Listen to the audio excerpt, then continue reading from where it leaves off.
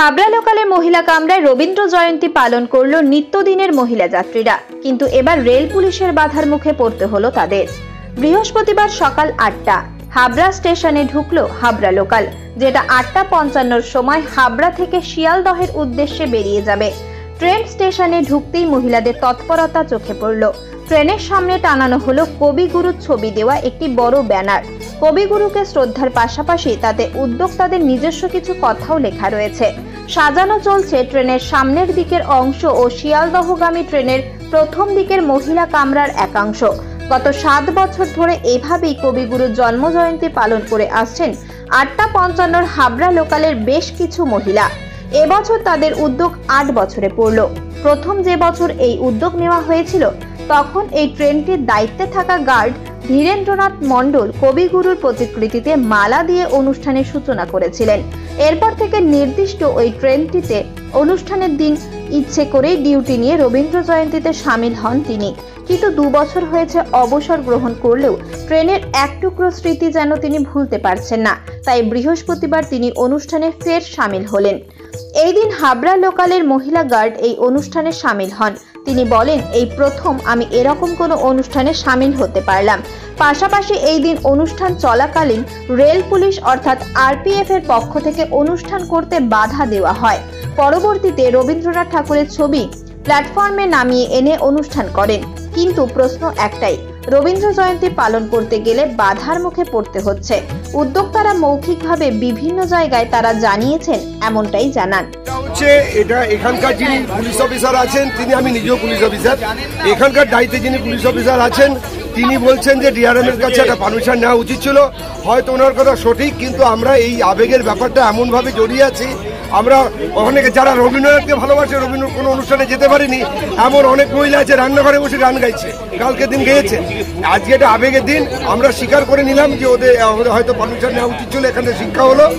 সেই জন্যই যেহেতু প্রশাসনিক তরফ থেকে আপত্তি করা হয়েছে, সেহেতু প্রশাসনকে মান্যতা দিয়ে আমরা গাড়ি থেকে নেমে প্ল্যাটফর্মে শুরু করলাম রবীন্দ্রনাথের যে জন্মজয়ন্তীটা।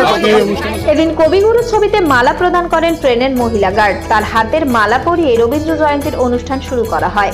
শুরুতেই দেখা গেল ট্রেনের সামনের দিক থেকে মহিলা ও তাদের সঙ্গে থাকা কচিকাচাদের মাধ্যমে সবাই গাইছে রবীন্দ্রসঙ্গীত, সঙ্গে নিত্যযাত্রী মহিলার নৃত্য। নির্ধারিত সময়ে ছাড়ল ট্রেন। এরপর অবশ্য ট্রেনের মধ্যেই কবিগুরুর সঙ্গীত আবৃত্তির নাচ গান চলতেই থাকলো, আর ট্রেন ছুটল নিজস্ব গতিতে সোজা শিয়ালদহের দিকে। রবীন্দ্র জয়ন্তী উপলক্ষে মহিলাদের তরফে সাধারণ যাত্রীদের মিষ্টিমুখের ব্যবস্থা করা হয়।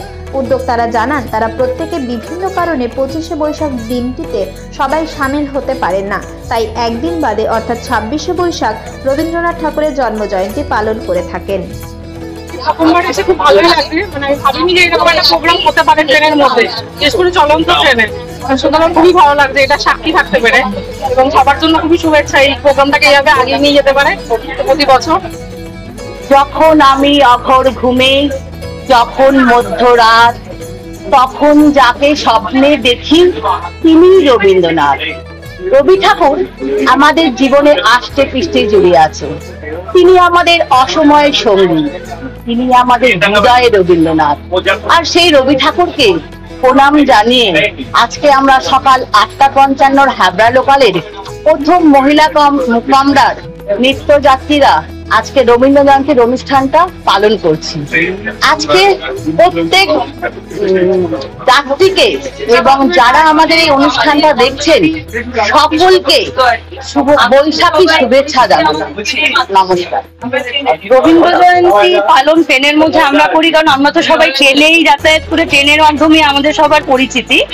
আর আমরা তো মানে ট্রেনেই রিহার্সাল করতে করতে যাই প্রথম থেকে। এটা আমাদের 8ম বর্ষ। প্রথম বর্ষ থেকে আমি এই প্রোগ্রামের সাথে যুক্ত। এটা মানে আমাদের যারা সবাই আমরা এর মধ্যে অংশগ্রহণ করে থাকি, সবাই আমরা ট্রেনের নিত্যযাত্রী।